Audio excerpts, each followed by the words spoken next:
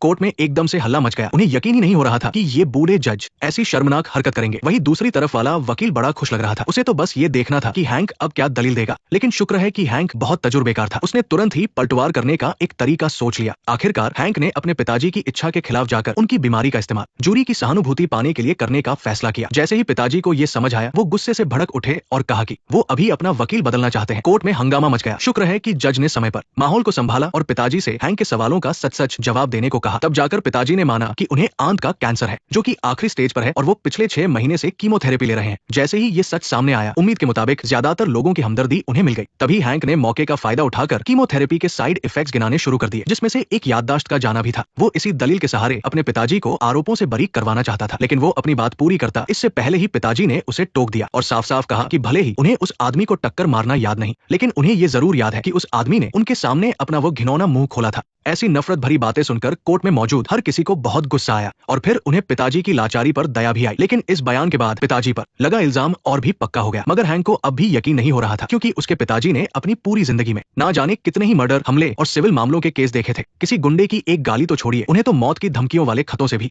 कभी कोई फर्क नहीं पड़ा था। तो फिर सिर्फ एक गाली की वजह से किसी को मारने का इरादा बना लेना, ये बात तो बिल्कुल बेतुकी लग रही थी।